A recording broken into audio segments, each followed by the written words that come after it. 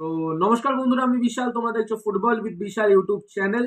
তো আজকে কিন্তু বেশ কিছু আপডেট আছে, তো সেই সব আপডেটগুলো নিয়ে তোমার সঙ্গে শেয়ার করব। তো তার আগে বলে দিই, যারা যারা এখনো অব্দি চ্যানেলটাকে সাবস্ক্রাইব করে নিচে দেখো লাল রঙের সাবস্ক্রাইব বাটনটা আছে, ওখানে ক্লিক করে কিন্তু সাবস্ক্রাইবটা করতে ভুলো না। আর যারা যারা এখনো অব্দি আমাদের ইনস্টাগ্রাম এবং ফেসবুক পেজে ফলো করোনি, ওখানে তোমরা সার্চ করতে পারো ফুটবল উইথ বিশাল নামে, তোমরা কিন্তু ওখানে পেয়ে যাবে। তো আজকে প্রথম আপডেট যেটাতে শুরু করবো সেটা হচ্ছে মোহনবাগানের। তো কালকে ম্যাচ ছিল, তোমরা ভালো করেই জানো, যেখানে কিন্তু কেরালা ব্লাস্টার্সকে ৩-২ গোলে কিন্তু আজ কালকে তারা হারিয়ে টেবিল টপেই কিন্তু আছে।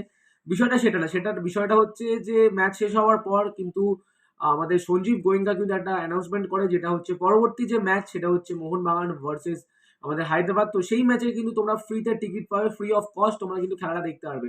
তো তোমরা কতটা এক্সাইটেড পরবর্তী ম্যাচের জন্য, আর এই ডিসিশনটা নিয়ে তোমাদের কি বক্তব্য, সেটা কিন্তু অবশ্যই কমেন্ট করে জানাতে একদম ভুলো না। তো এর পরবর্তী আপডেট যেটা হচ্ছে গ্রেগ স্টুয়ার্টকে নিয়ে, আর গ্রেগ স্টুয়ার্টকে নিয়ে কিন্তু একটা খুবই খারাপ বিষয় বেরিয়ে আসছে ম্যানেজমেন্টের তরফ থেকে।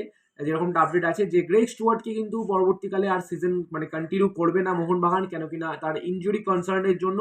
আর বুঝতে পারছো ভাই, মানে চোটের জন্য কিন্তু এই প্লেয়ারটিকে কন্টিনিউ করতে পারবে না মোহনবাগান দল বা মোহনবাগান ম্যানেজমেন্ট।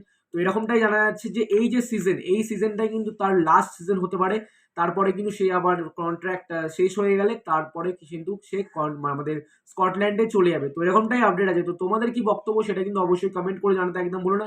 তো গ্রেগ স্টুয়ার্ট কি আরেকটা মরশুম রাখা যেত, কি যাবে কি যাবে না, সেটা কিন্তু অবশ্যই কমেন্ট করে জানাতে একদম বলো না। তো আমার পয়েন্ট অফ ভিউ দিয়ে বলে একটাই কথাই, যে দেখো অবশ্যই বয়স হয়েছে প্লেয়ারটা এবং ইনজুরি কনসার্ন তো আছে। দেখো 4টে ম্যাচ খেলবে, 10টা ম্যাচ বা 3-4টে ম্যাচ যদি বসে থাকে, তাহলে অবশ্যই কিন্তু একটা মানে কি বলবো, যেখানে একটা ইয়াং প্লেয়ার খেলতে পারবে, তো তার জায়গায় গ্রেগ স্টুয়ার্টকে কেন আমরা রাখবো টিমে।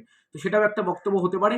বাট সত্যি কথা বলতে গ্রেগ স্টুয়ার্টের ম্যাজিক কিন্তু আমরা হয়তো মিস করতে পারি পরের সিজন থেকে। আর যেহেতু একটা ইনজুরি কনসার্ন আছে যে গ্রেগ স্টুয়ার্টের, তো সেখান থেকে দাঁড়িয়ে একটা ইয়াং প্লেয়ারকে হয়তো আনলেও আনতে পারে।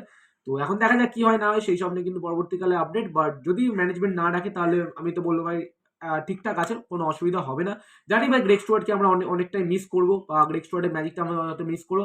বাট এটা কিন্তু তোমাদের একটা জিনিস মাথায় রাখতে হবে যে সবকিছু ভাবনা চিন্তা করেই কিন্তু ম্যানেজমেন্ট এই ডিসিশনটা নেওয়ার চেষ্টা করছে এবং ম্যানেজমেন্ট ডিসিশনটা নিচ্ছে। তো তোমাদের কি বক্তব্য সেটা কিন্তু অবশ্যই কমেন্ট করে জানাতে একদম ভুলো না।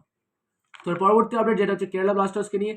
তো বর্তমানে যেমন জানা যাচ্ছে যে কেরালা ব্লাস্টার্স কিন্তু আবারও কিন্তু অ্যাপয়েন্ট করতে চলেছে ইভান হুগো মানুভিচকে। হ্যাঁ বন্ধুরা, as a new head coach হিসেবে কিন্তু আবারও অ্যাপয়েন্ট করতে চলেছে ইভান হুগো মানুভিচকে।